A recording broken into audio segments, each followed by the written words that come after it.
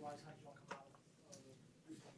Okay, a couple guys with some soft tissue stuff that'll be day to day. Geno will be more week to week right now, but the other guys, I think for the most part, everybody in the game is a couple days. So you don't expect Geno to play this week, I would imagine. Right now, no, I would expect that. Who's the other guy? I don't know. You asked me. Nobody that comes to mind. I mean, I'm just trying to think through who could be missing today. A couple guys are kind of questionable as they get out there. We'll see how they do, but nothing significant. Any long-term concern for Geno? I mean, I know No. week to week, but still, just kind of, Mike, we expect to get him back on Sicky. We'll see. We'll just get through this week and see where he's at. How did you think Dylan and Lucas held up? I mean, it's not a lot of snaps, but how did you think they played? Yeah, it wasn't a lot of snaps, but I thought obviously that unit went down there and scored 2 touchdowns, so they gave us what we needed, and still some things that we'll look to improve as a group. But overall, that was what you hoped for. Did you see enough from the first team offense to maybe think about dialing it back at Washington, or is the plan still to go about a half? We'll see. Definitely plan. We'll see how long as we get closer. We'll see how much work we get in during these next 6 practices, and then go from there. What impressed you about the way Chris Jenkins played? Well, I think that's just his training camp in general. I think his game was a reflection of what we've seen from him over the course of training camp, and he just continues to rise, and he comes out there and competes, does it the way we want it done, and good things have happened for him. What do you hope to see from the winner of that right guard battle? What do you want to see that's going to determine who gets that starting spot? I mean, there's no real criteria that we're looking for.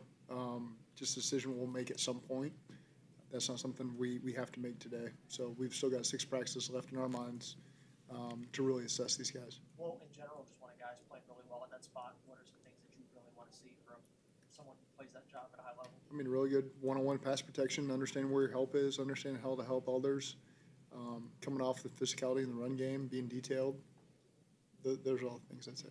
Do you need to start cross-training Cody at tackle again? He did that obviously for you last year, just to get that versatility and those reps in for him, or are you going to keep his focus at guard for right now? No, I think right now is the time to look at all that stuff. You know, so these I say 6 this week, really these next 4, we'll look at some different things with Cody and Jalen and make some decisions as the week goes on where we want to head. How wide open are some of those backup offensive line battles? I say very open. You know, I think nothing's set in stone right now. There's still a lot of opportunity left. You know, there's 8 true practices in 2 games. And so we're going to utilize every one of them to gain all the information we can on our group. You envision Seth getting in at all? We'll see. He's still just working his way into things. Would love to get him some action to see where he's at. But again, he's more in the day-to-day mindset right now. Him and Matt Lee both.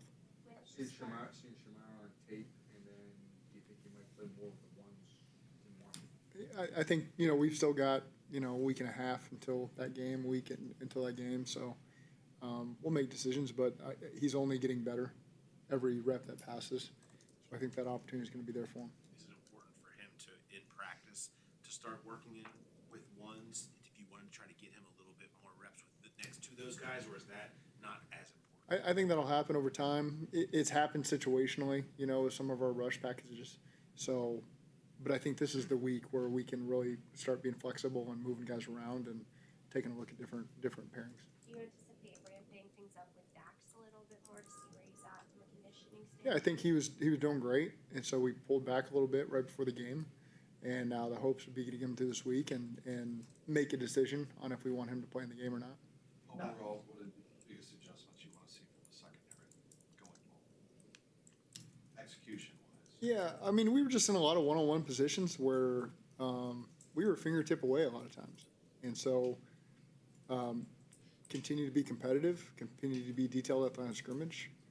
But I think overall, operationally, there were some things on offense, defense, and special teams that we've got to be better at that had nothing to do with Philly. And that's one of our primary focuses right now as a team. Not having to join practice this week, kind of what are your plans for these 6 days or however many it is? Yeah, I'm thankful this year we're not doing that because we're going to get really good work in for 6 practices. We got some scrimmage situations. Today is a good, ultimately be a red zone day for us, the way it'll shake out at the end in a competitive fashion. So I think it's really good for us to continue to put some install stuff in, tweak some stuff, as opposed to locking in on X opponent, that we're gonna spend 3 days preparing for and practicing for and reviewing. We just get to spend that on ourselves, and I think that's really needed right now for this group. And so I think that the way that this camp hit us this year with no practices against anybody else, just focusing on ourselves, I'm excited about it. When you talk about operationally, is that stuff from like coaches to players, players amongst each other? What is that for Yeah, you? that's aligning with the correct number of people on the line of scrimmage. That's getting set before a motion sets for an illegal motion. There's a lot of things that fit those categories that we have to be significantly better at. Lining up onside on a field goal block, not hitting the center on a field goal block. All these things, again, have nothing to do with our opponent. Led to points, led to putting us in tough situations that I expect us to be much better at going forward. Was the alignment issue in play on that 38-yard run early? I think it was the third play of the game. No, on defense, you mean? Yeah. No, not so much. No, we can be better. We can be more detailed there, but that's not what I'm talking about. You mentioned competitive periods of practice today. I think this is the only 2.5-hour practice of camp, while the other ones are 2. Is that why you're trying to just get more? Well, it's because we're doing the walkthrough before. So okay. day after a game, normally we do the walkthrough in the morning, but we needed that time to review that tape, and so that's where that extra time comes from.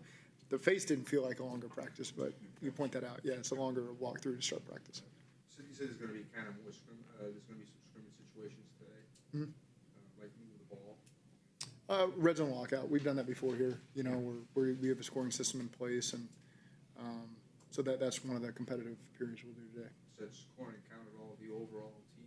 Sure does. Yeah, Is it a point? more than a point. More than a point. I won't reveal the full point system yet, but more than a point. It's great when you can make up. I can make whatever. It can be worth 20 points if I want, and that would lead to a runaway winner. But I'm going to keep it between 1 and 20, somewhere in there. Do you expect Cam to be in that today? Cam Taylor-Britt, he'll start working back. Again, he's one of the guys kind of fits into today period where let's see where he's at as we get out there. May hold back, may get him back in tomorrow. Tomorrow's more of a special teams emphasis, so it's an opportunity again to eat some guys back in individual and see where they're at before we hit that latter part of the week. Would you like to see him play against Washington? I mean, it'd be great, but it's not. I don't find it to be critical that he has to walk on the field against Washington. Is there any major concern over it? It seems like it's just been load management with him. Is that? Yeah, no, there's no major concern. What type of training camp have Tyson and Dejan had? I think that's a group we're looking to make sure we're deep enough there. And so they're going to continue to get a lot of opportunities, certainly with Geno being out. And so I think it's a good chance to really see where they're at in their development. They got to contribute on special teams. They got to prove that they can walk in there and help us on defense as well. And so I think, again, those are guys that these next 6 practices will be really good for.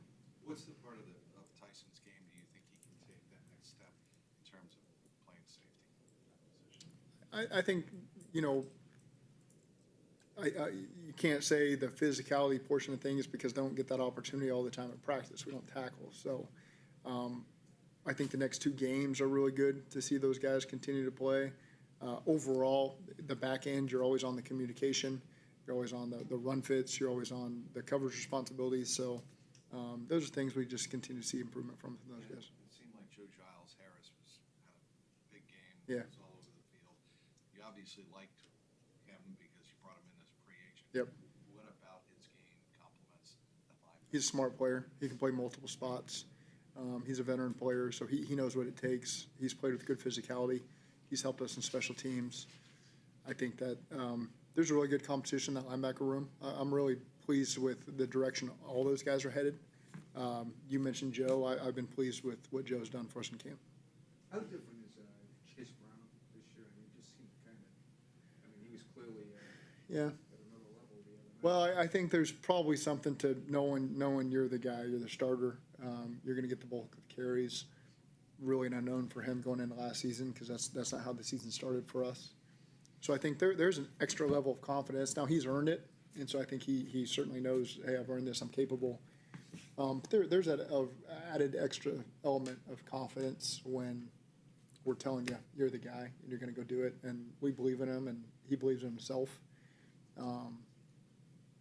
just to have that explosiveness in the backfield in conjunction with all the other explosiveness we got at receiver and tight end. And that's pretty exciting to have as part of your arsenal. When you watched the tape back the other night, what's the biggest thing that jumped out about how Shamar played? Snaps he had? He played hard. It's he's plays with a lot of force, a lot of power, explosion. So chasing things down on the backside, that was all over his college tape. I thought he did a nice job there. So there's some good things he put on tape, and we'll just continue to build off of it. What have you liked about Cam Grandy that he's kind of earned opportunity for you? I like smart football players. I like guys that can pick it up quickly. We ask a lot of our tight ends in terms of their alignments, and sometimes we try to trim the play call by making the tight end learn more because they've proven it. Drew has kind of always set that standard for us, and you build it off of that, and that's a high standard. And so now Mike in year 2 has picked that up. Tanner in year 24 has picked that up. And Cam understand that very quickly when he came in, and that's why I think as an undrafted guy, he was able to eventually make the team because he's proven that as well. So, and again, it's to find point of attack guys that can hold up at the point of attack in the run game and in protection is not as easy as you would think. And Cam's been a guy that's proven he can do that as well. Just out of curiosity, did you catch the Lions-Falcons game last night? I did not. Did you see what happened with the, I saw a headline, but I don't know anything about it. Okay, thank you.